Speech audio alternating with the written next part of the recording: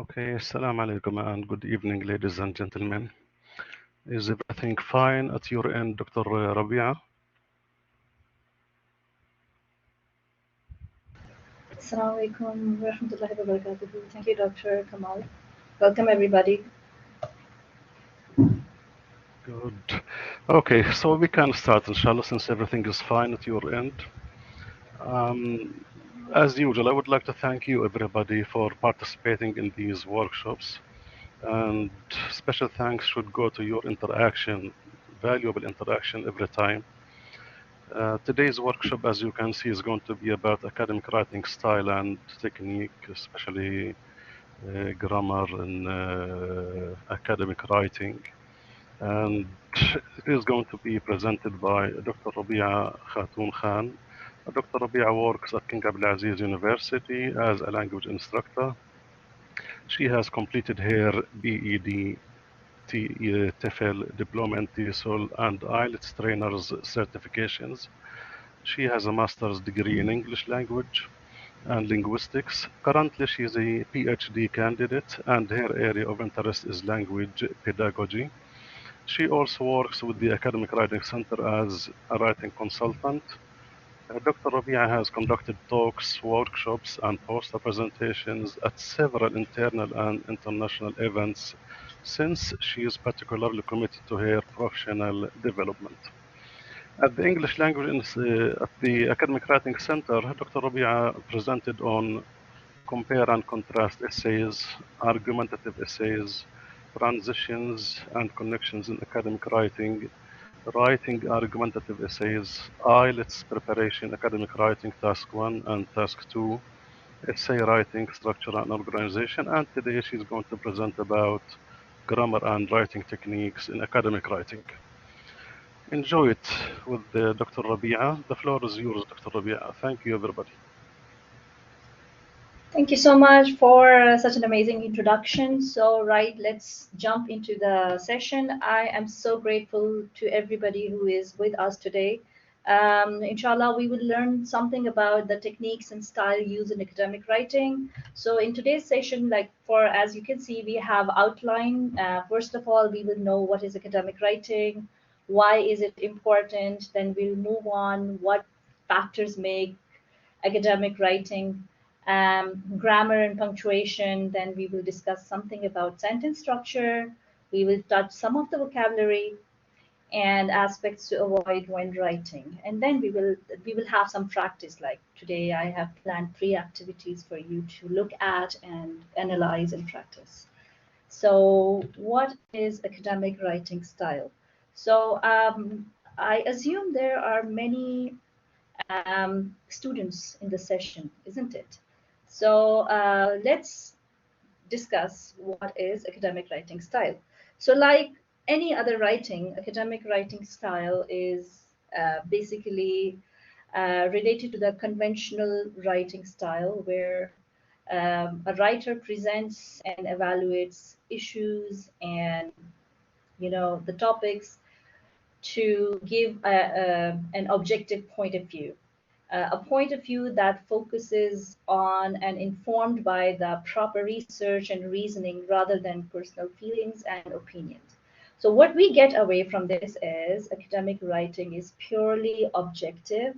It is based on research, reason, proof, and evaluation of a natural existing phenomena, and it is not subjective or personal at all. Um, so it has its own conventional style. It's formal, and it means it has aspects which makes it different from spoken language. So, like spoken language is short, brief, and it doesn't have like proper, difficult wordings. But in academic writing, you have to be very formal, and the use of words, the use of techniques is different in academic writing. So, in academic writing, here you think logically when you're working on your assignment. So, why do you think writing is important? Number one, writing is a form of output. Basically, when someone is writing, they are trying to convey their thought process and they want to validate what they have researched about and what they have in store for the readers to read. Second, it's a means of building fluency. Now, when you learn about writing through proper education, it helps you to build up your confidence to be fluent in your expressions on the paper. So the reader can perceive that the writer is proficient, they have done their research, and they are well informed about the topic. It helps in developing accuracy in grammar and vocabulary specifically. So why we keep on learning, and of course, learning is a lifelong process. It's not just confined to your school, college years, but it's a lifelong process. So why you want to be accurate, to be taken seriously, like no one go ahead and write a joke without proper word or punctuation, and they want people to laugh at it because it's not accurate. So they need to learn accuracy to be able to convey what they have in store. Now, this is something interesting. Writing is thinking with a pencil. What we think, we keep it to ourselves. But when we put it on the paper, it is for the world to see. So we want to make it sure that it's conveyed properly through a proper channel as well as in appropriate way for people to understand and to appreciate it. Now, when we are writing, we must focus on knowledge of language. So when we talk about knowledge of language, we must know the convention of writing, the topic itself, the requirement of the topic, okay, as well as okay, not specifically when you talk about the language, we talk about the grammar, punctuation, spelling, the sentence structure, the details, the nuts and bolts of writing. So that means you are well aware of language that you're using for your writing. The second important thing that you must focus on is the knowledge of topic. So what genre of topic you have, what is required of you. Is it an argumentative essay? Is it a descriptive essay? If it's a narrative essay, as well as the wording of the essay, like what is in between the lines or in like what is the background of the topic. On that also. And the third thing that you need to focus on is the knowledge of the audience. So we should be very well aware of what kind of audience we have in front of us. So for the teaching learning scenario, you have an audience that is your teacher, and your goal is to make it sure that you get a full grade. So for that, you have to be very well prepared. So what is required of you is to present something that is accurate as well as fluent at the same time. So these are our three focuses when we are producing a piece of writing. Now, when you're starting to write, inshallah, we will have a longer session, maybe next week or in the coming weeks. You will know that you need to list the things that you want to use in your writing projects, and you need to have a store of good vocabulary with you to be sure that you're using certain types of words which are required for your topics, as well as you want to be precise about your grammar. Then you must keep in mind the purpose of your writing, that is to capture your reader. Therefore, punctuation, phrases, paragraphs, and overall organizations, it's very crucial. So we will discuss about it in the coming slides. Like I'm just giving you a brief overview of what we are doing today. Uh, then in academic writing, it's as we have discussed before, it's formal, it's objective and impersonal. It is cautious. When we say it's cautious, it's like it's very meticulous. As we said, we are not subjective in it. So we need to make sure that the reader doesn't get an impression that we are being biased. So we need to be very cautious when we are writing academic piece of paper. And of course, the precision is important. What makes academic writing good? Now, um, any idea that you have in mind? If you look at the piece of writing, what do you think about it? And what makes it appealing to you? What makes it attractive to you?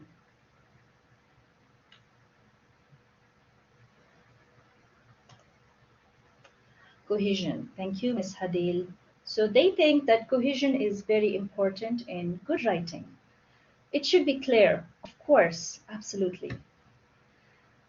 Grammar and vocabulary, absolutely. I'm totally rooting for it. Anyone else who want to share their opinion? Simple sentences, yeah. So kind of sentences are, of course, very important when you're writing, good piece of writing. Hook, yes. Should be to the point, thank you. Terms that you have used, absolutely. The use of words to make the readers understand and the knowledge. Academic vocabulary, absolutely. The collection of data, of course, amazing. Like you're talking about the research, structure, structured writing, absolutely. Variety of sentence structure, easy structure, absolutely. Like I am in for all of this. And thank you very much for making the job easy for me.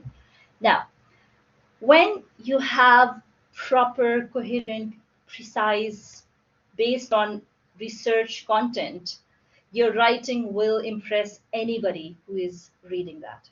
Of course, Mr. Salim mentioned it should be formal. Yes. The selection of word, someone mentioned selection of sentences here. Absolutely. Variety of sentence is very important. Selection of words is very important. So yeah, selection is important for academic writing. Yes, Ms. Hadil mentioned it should not be boring.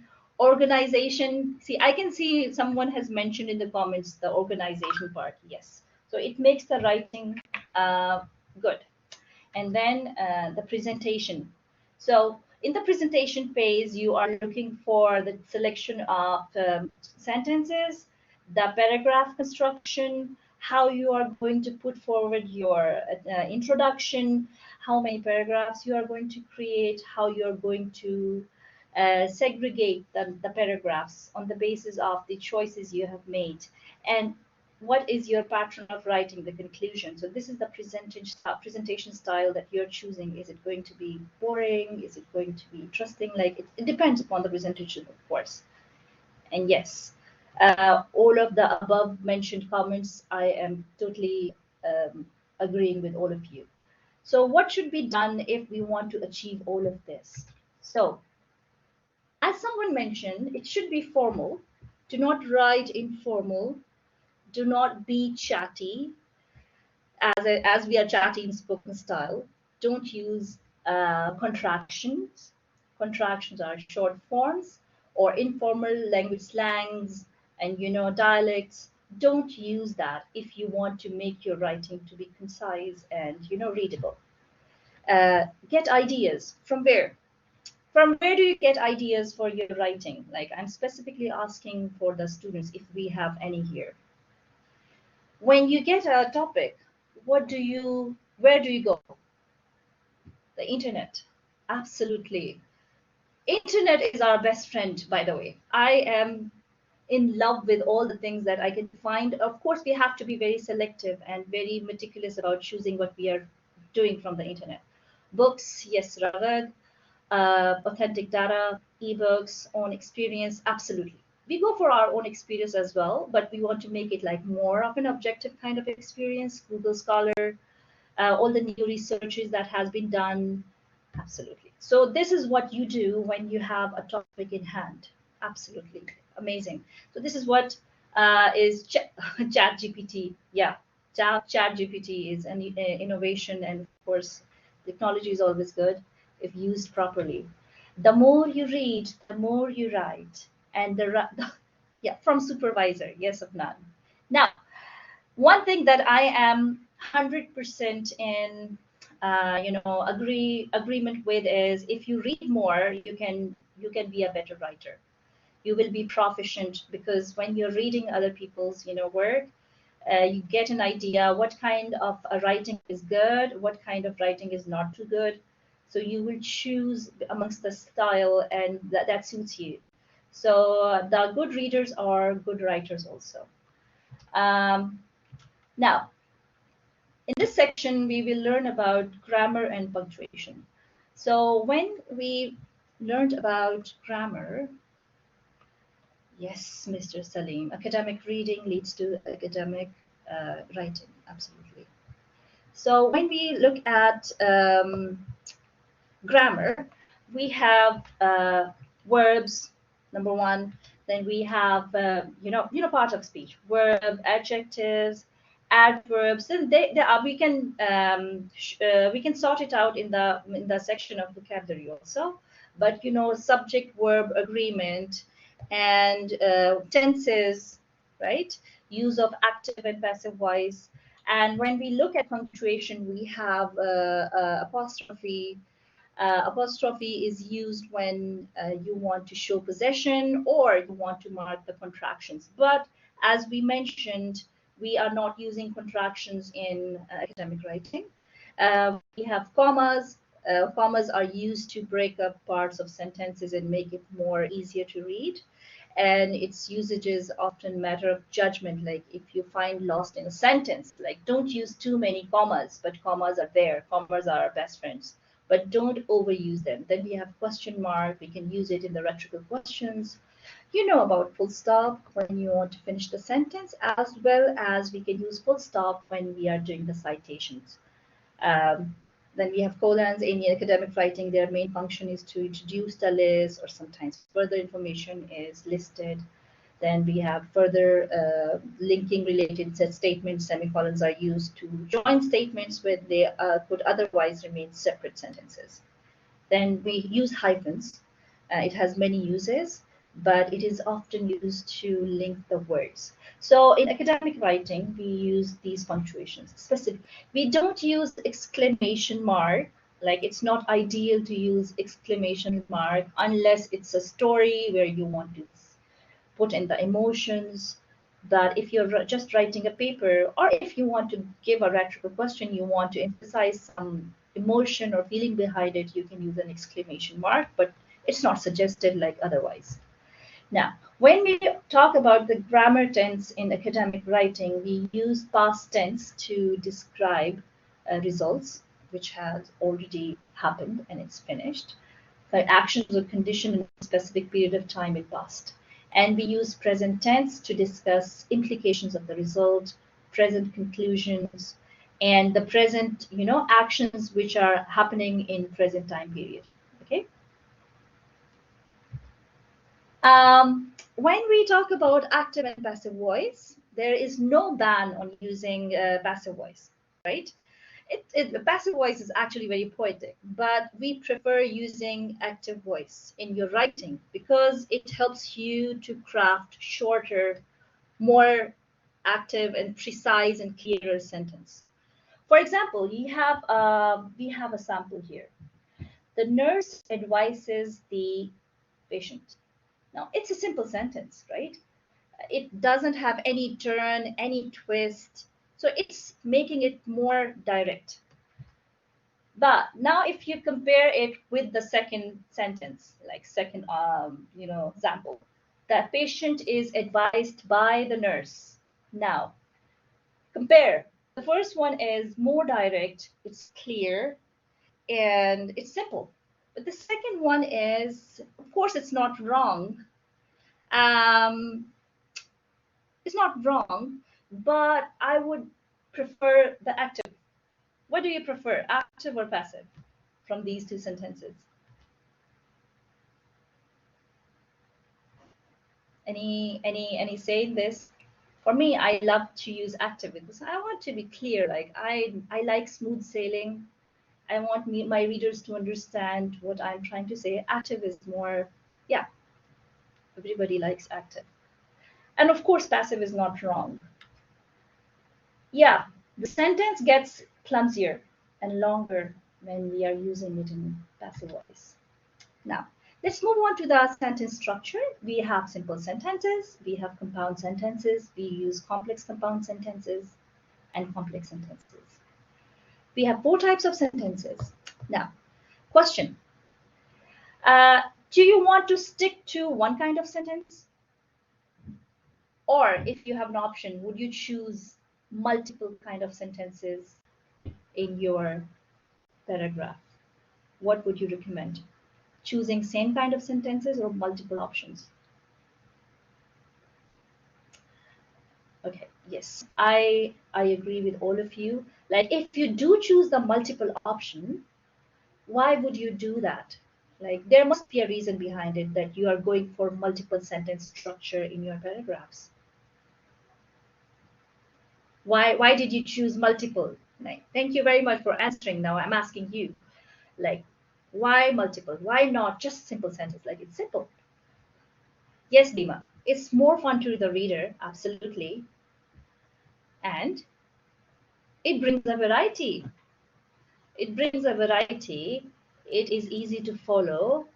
Yeah, it's more expressive than just using one kind of sentences, and it avoids repetition. Yeah, absolutely. Yeah, you are speaking it on my behalf. Yeah, you are making my work lesser difficult. Article become interesting. It express interesting ideas, easy to understand and not boring. To be more professional, yes, none. To be more professional, I like this statement. It creates fluency, no doubt. Yeah. And it gives an idea to the reader that you're competent enough to use different structures, right? As a writer, what you want to portray, number one, of course, you are a professional writer and you are a competent writer. You want people to know that you can showcase your abilities to them. And what's the best way other than showing how you know about the sentence structure and how you can use them, according to your convenience? Yes, to avoid monotony.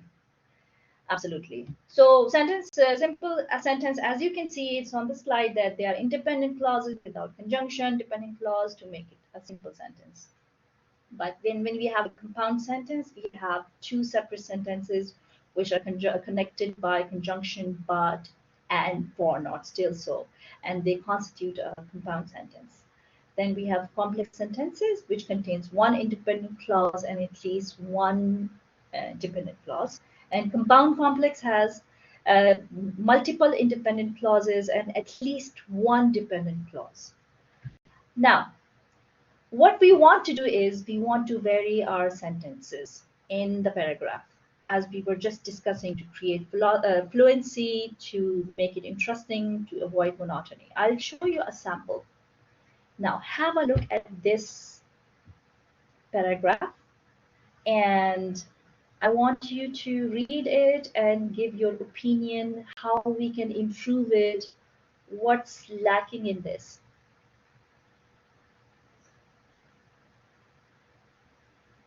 It's a story about Cinderella, so I hope you will enjoy reading it.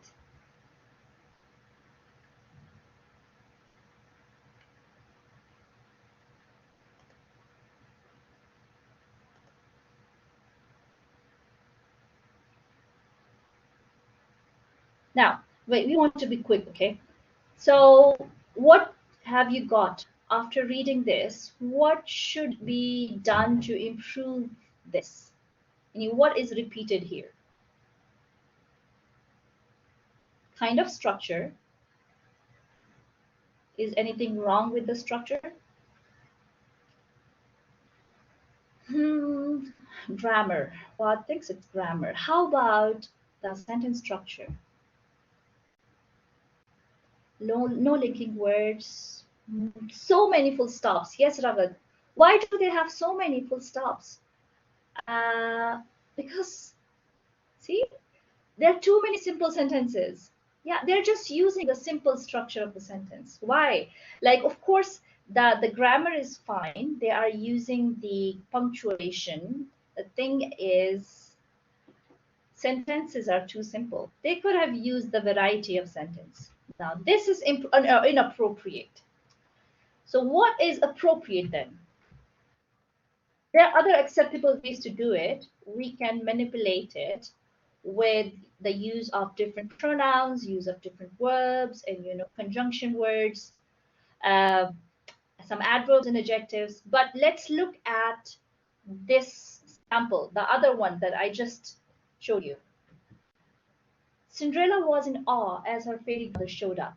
Now, see, as her they're linking to sentences as yeah, it has a new look. It's a complex sentence. The blue dressed woman had a wand shaped like a star and was covered in glitter. Now, see, we have lesser full stops and more complex kind of sentences. Upon Cinderella's questioning, comma, the women identified her as Cinderella's fairy godmother. Yes, Dana, you're right. They are using better linking.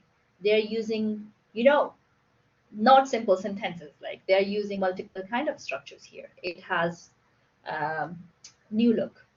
So Cinderella would be assisted by the fairy godmother in getting a coach and dress for the ball. Yeah, better words also, better links. Yeah, so these two samples are different because the first one had just simple sentences and the second one has a mixture of sentences.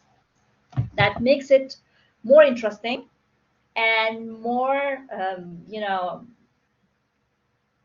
better linking words, more smooth and realistic. Thank you so much. Let's move on. Now, avoid choppiness. You don't want to sound abrupted and unclear and confused. For example, just have a look at this sentence. She scrubbed the floors. They were unclean. She mopped with one. She let out a sorrowful sigh. She appeared to be a servant. Ah, it looks like so monotonous. Like there's no rhythm, there is no cohesion. It's just like short, choppy sentences. We can improve it. Now, how can we improve it? Any ideas from you?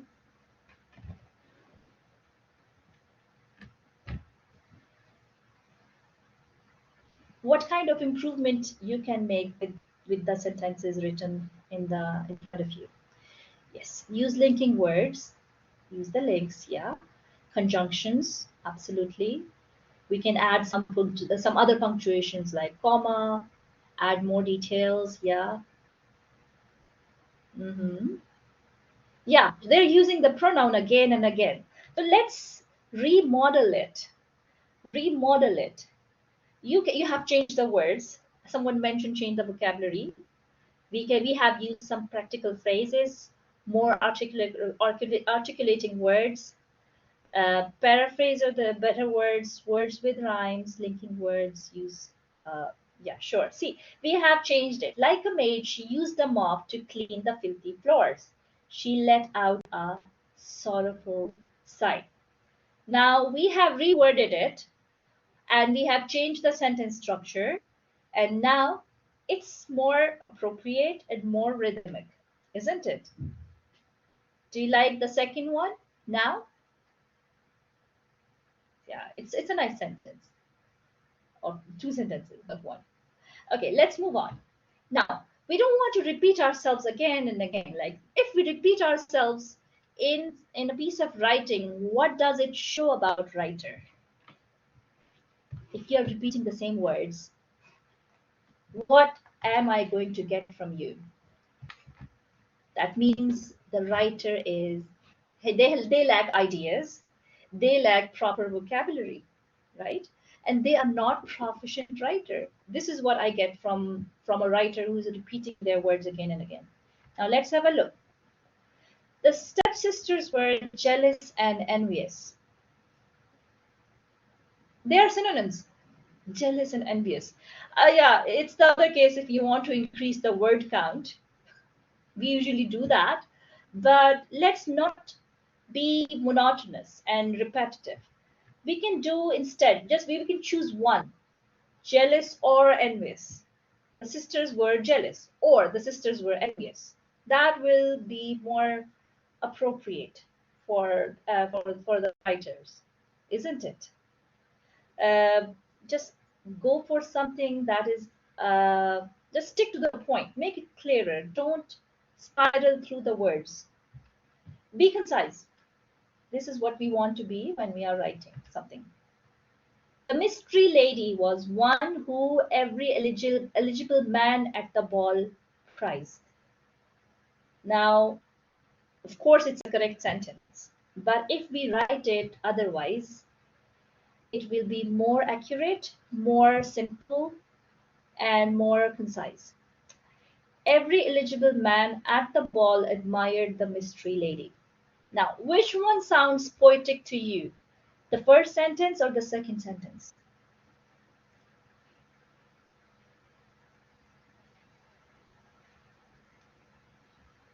Yes. Why? Because the first one has excessive words. That means if someone using excessive words, that means they are not clear what they're saying, right? If you have appropriate word to the point, that means you're clear in your understanding. Now, let's look at vocabulary. Use the vocabulary that you know. It's not necessary to use longer and fancy terms. You don't want to do that. Why? Because sometimes, being a student, you don't want to make spelling mistakes. Of course, it's all related to the grades. You want to write fancy words, but you're not sure about the spellings. Don't do that. Simplify your language, be straightforward where it's required. I know it's enjoyable to use fancy phrases and fancy words, but sometimes we are not sure what we are doing if we are not very well trained. So I want you to be very smart with that. I'm talking to the students. Um, and of course, all the writers who are writing now. Sometimes we can misuse a word, right?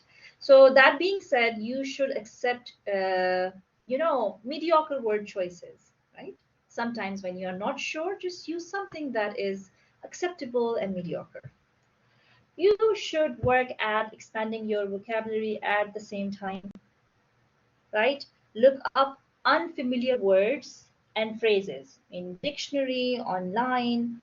Then you examine their usage, like how they're being used in sentences or in paragraph in the pieces of writing, right?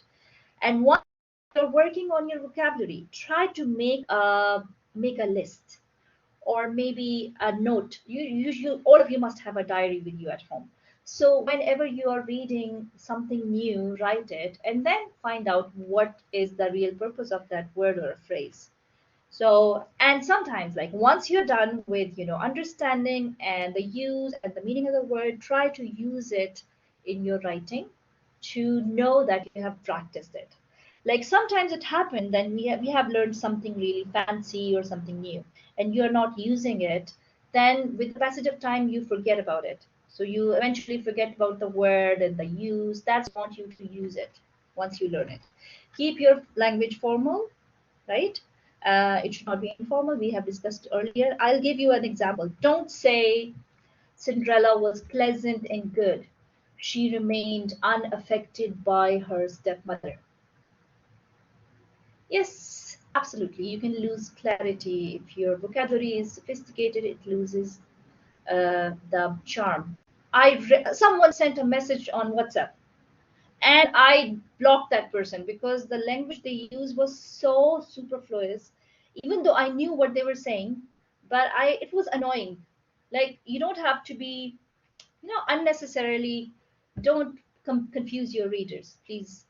This is a good tactic. Don't confuse anybody. Now there is a sentence in front of you.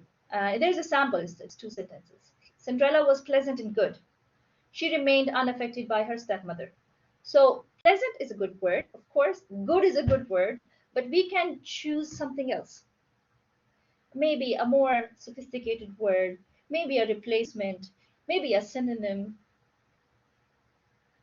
We can use instead Cinderella exhibited kindness and good manners or soft manners, and she never allowed her stepmother to lower her optimistic attitude. Now, this is superfluous. Why? I like the second sentence, like in the don't the first one was Cinderella was pleasant and good. We could have changed it, yeah, but the second part is good, I guess. But they have changed it. So what they're doing is they're using some more academic words and more sophisticated and stylistic words. Yeah. So what you need to do is don't use formal language. Don't use informal language and use the formal language. Vice versa. Sorry, I misspoke. Then aspects to avoid when you are writing: avoid contractions. Use the whole form. See, you have the sample view here. It is, he will, would not. Use full words instead of using contractions. This is like a must when you're writing. Use formal language, don't use slang language. Write concisely, eliminate any superfluous words, as we have mentioned before. Like, it's a quick recap, then we will move to practice. When possible, you can substitute words or phrasal verbs. The thing is, sometimes uh, substitute one word equivalents for phrasal verbs, right? So you should have a store of vocabulary to do that. Like, we want you to use the multiple sources of vocabulary, not like when, if you have an equivalent for a word and you can use a phrasal verb, just go for it. Or if you want to do the vice versa, do that. For example, get off or get away. See, we have given you this, the replacement for that. Get off, remove. Get away, manage. Put in, add. So you can choose your preference. Structure very carefully when you're writing. Ensure you're writing complete sentences. Appropriate paragraphs. We might have some workshop in coming days about the paragraph writing, and we have already there in the YouTube channel. You can go and find it. Connect words and phrases with the transitions when you're writing academic paper of academic essays or papers and all that. Spelling and punctuation should be correct. Proofread and edit before submitting. Use formal impersonal writing, right? When we say impersonal, we talk about subjectivity, right? Don't be personal when you are writing. Don't mention I, my, we. I think like this. Don't do that. It's very invasive. Use subjective, not use objective terminology, or suggestive, like it is being said by the researchers. Okay, so I'm not doing it, but the other people are doing it, and I'm quoting them. Refrain from adopting very rigid views and making general inferences. Now, when we say rigid views, you don't have to be yani 1 plus 1 2. Uh, be more flexible with your ideas, and don't generalize what you have researched.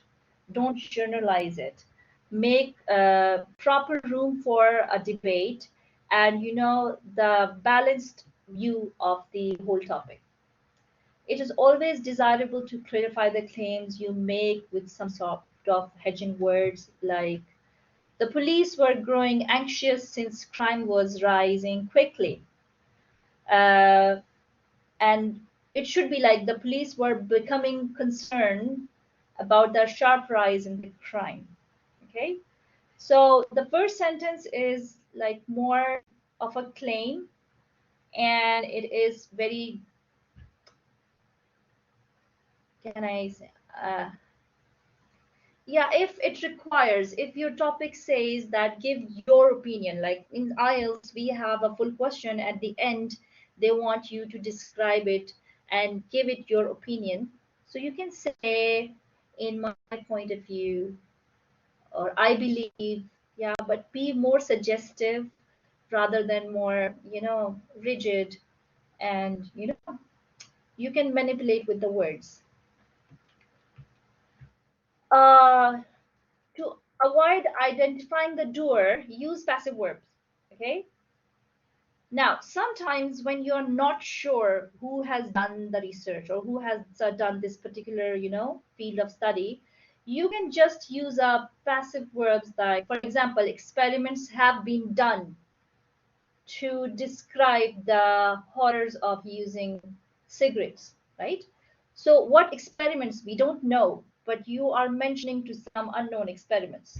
So, you can use passive verbs for that. When you are using verbs like envision, imply, claim, suppose, often with it as the subject, right? So this like vocabulary, we are going on with some vocabulary. Some attitudinal signs can be used, for example, unexpectedly, ideally, arguably, apparently. So you can use these signs to be more polite in your writing. For instance, you want to write about an accident, right? And you don't want to mention accident directly in your writing because it looks very horrifying.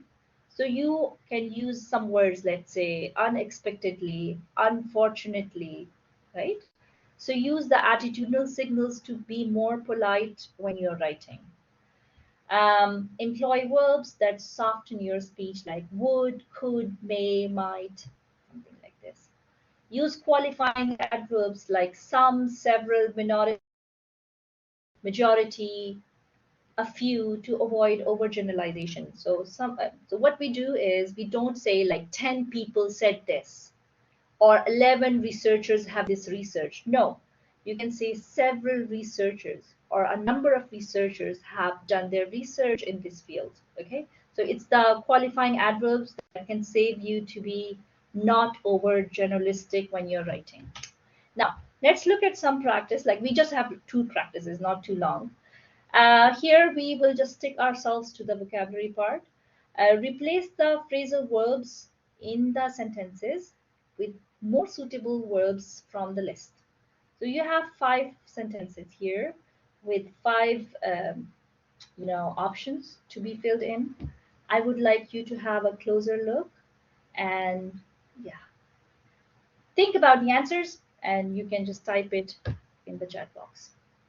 The first one. Investigators have been looking into the problem for a few years. Investigating the problem. Yeah, very good, excellent. Uh, what makes the difference here? Looking into is simple. So investigating is a bit sophisticated. It gives us an idea that writer is knowledgeable. They know the word and the use of the word. Yes. Second answer is, where is everybody? Please look into the sentences and let's solve it. Use the correct terminologies here. So the second one is suggested. Mhm. The issue was brought up during the meeting. Again, suggested is a more sophisticated word. So yeah, it shows the mastery of the writer. Excellent. The third one is, it is anticipated that the administration identifies what is happening and will consequently step in if there is a problem. So they say intervene. Yeah, again, the same purpose. The fourth is, what is the fourth one? Fluctuate. Yes, thank you. Housing rates have an inclination to go up and down. Yeah, an inclination. There is something wrong with this. Fluctuate. Very good. Five, a solution was put forward few years ago, suggested few years ago. Yes. Highlighted. Mhm. Thank you. Now let's move on to these are the correct answers. Thanks for hinting at the correct answers. I'm so glad that everybody's participating. I would really encourage if we can get more responses from the audience. Now let's move on to the practice number 2. Now, here we have, you have options to choose from. You have two highlighted options and you need to choose what you believe is better suited for academic writing. Now, what would you choose? Considerable or great? Now, those who are choosing the first option, tell me, why did you choose this?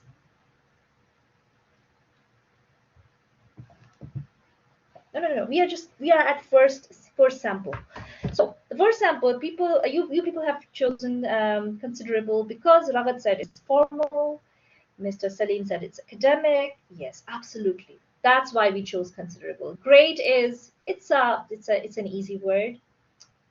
Second one, excellent results were got or obtained in the trial. Yes, Afnan, the first one is more formal. The second one is obtained. Yeah, the same reason.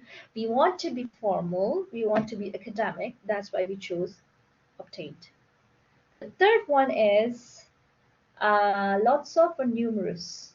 Which one would you choose? Numerous. Yes, the same reason. Number one, it's a fancy word.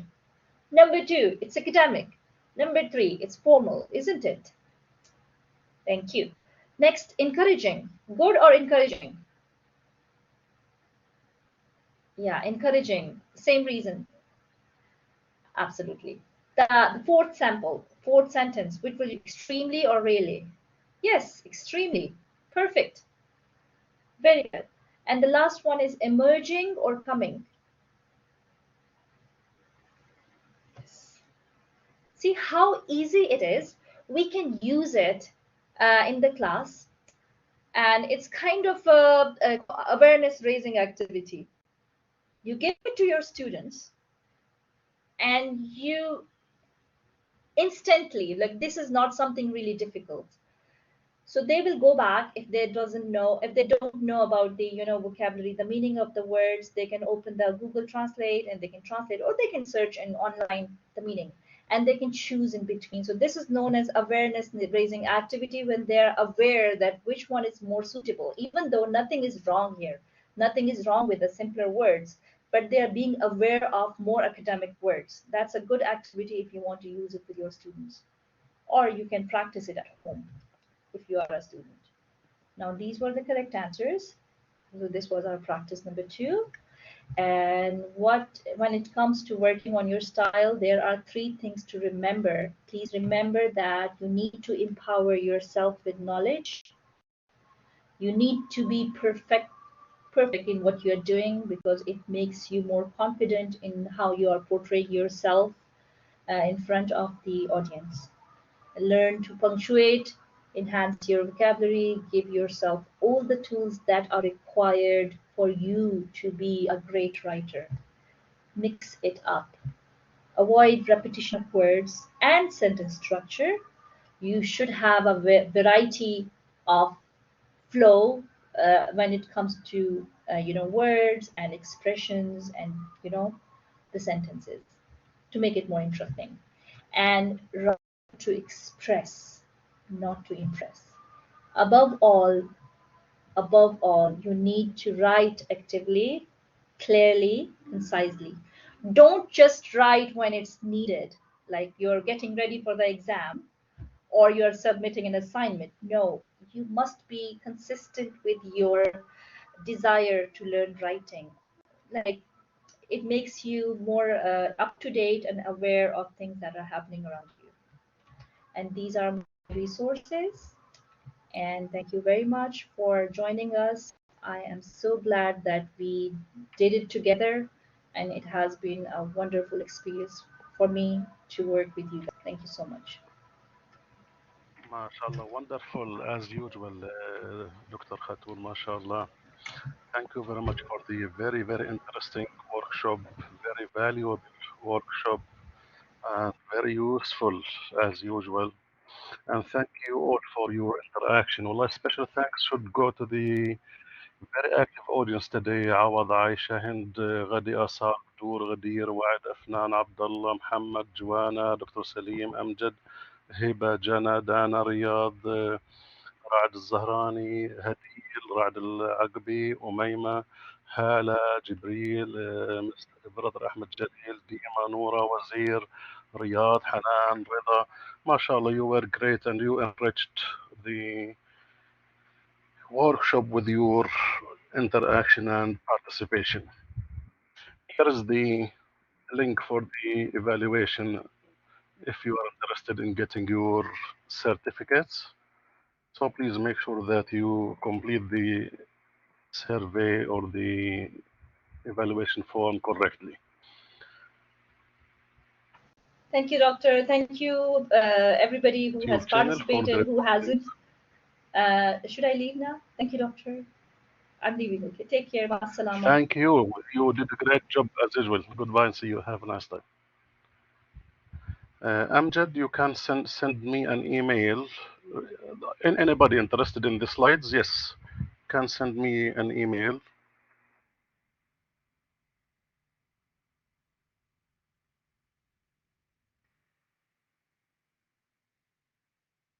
directly after the workshop, inshallah. You can just send me an email. I will forward it to you. Even sometimes, if you are interested in other workshops, ladies and gentlemen, you can email me anytime. I can send you the slides.